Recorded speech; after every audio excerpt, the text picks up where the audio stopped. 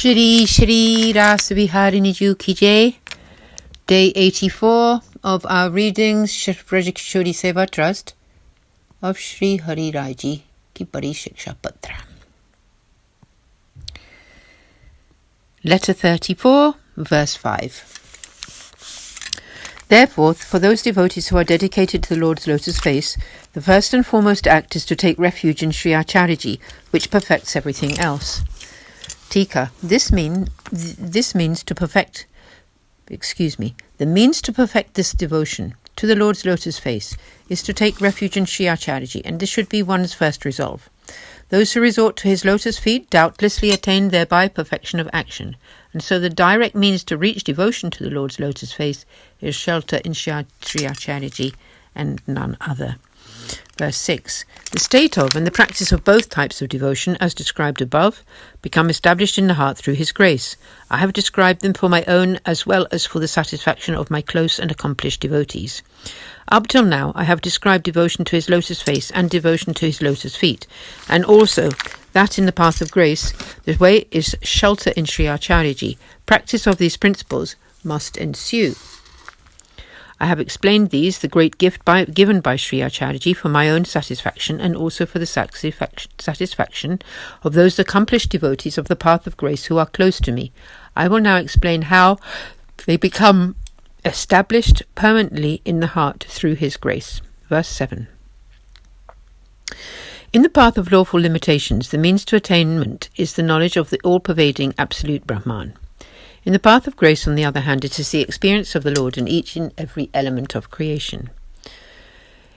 Tika 7.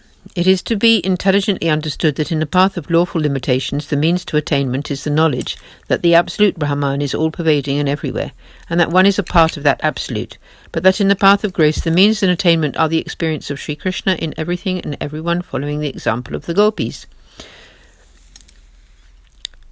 Note to verse 7, the two terms here used are Brahmabhav and Sarvatmabhav. Verse 8 and 9. The Sarvatmabhav. The experience of the omnipresent Sri Krishna is veritably the blessed reward which reaches perfection when it enters the heart. It is experienced as a most definite soul connection of everything and everyone to the Lord with the body, consciousness and intelligence. In this divine state of realization, one knows one's body and everything else to be for his sake alone. Tika. In the path of lawful limitations, the ultimate reward is the all-pervading absolute entrance to which state transcends the effect of the Lord's deluding potency, or Maya. In the path of grace, the reward is to enter the Lord's divine pastimes and experience the nectar of his personal form. One sees him with one's own eyes and enjoys his pastimes in the deepest heart. In this state, one's senses, mind and very life force become poised and ready to serve him exactly as described in the Brahma Sambandh mantra, the prayer of dedication offered to the Lord, when one is initiated into the path of grace through forming a relationship with him. This elevated reward is known to devotees of the path of grace and is very different from that of the lawful path. In fact, it is superior. You should always strive to cultivate this type of divine sentiment. How will you know when you have succeeded?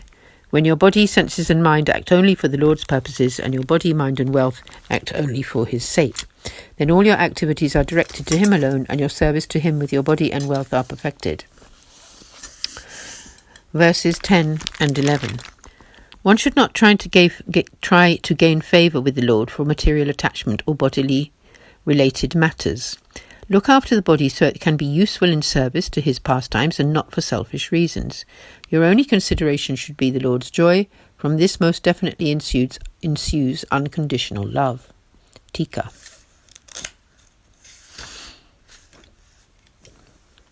Your service to the Lord must never be done with the underlying desire to make your body more healthy, benefit your casual friends and family members, or to gain wealth. You must never even consider your own enjoyment and happiness, and only seek to please the Lord.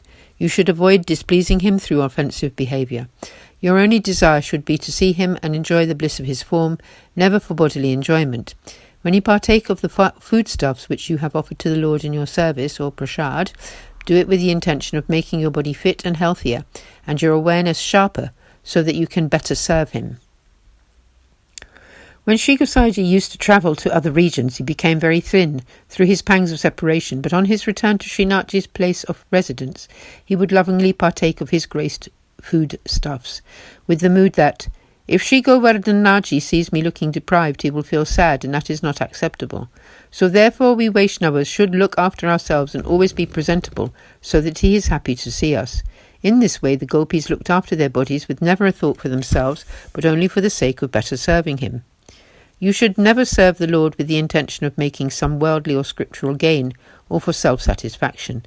This is a selfish attitude, for the Lord does not act as a judge in such matters and perfects things as he sees fit through his own wish. Sri Mahaprabhuji has written in his Navaratna treatise, The Nine Jewels, Sri Krishna is the Lord of everything and the soul of everything and everyone, everyone. Sri Krishna is the Lord of everything and the soul of everything and everyone. Therefore he is all-knowing, and so will fulfill his servants' every spiritual desire with his own wish. Therefore never make service with selfish intention or with inferior mood, doing it just as a necessary act. Link yourself to your Lord as you serve him and do it with great love. The Lord enjoys those things which are offered with love.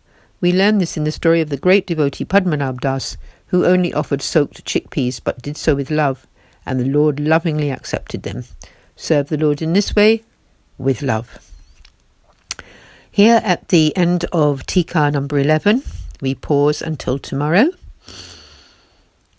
Aaj ke Anand ki jai ho, sab Vaishnavan ko, sadar sa prem, sa denya sa Anand, Jai Shri Krishna,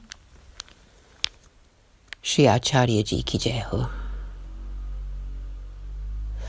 Jai Jai Shri Radhe.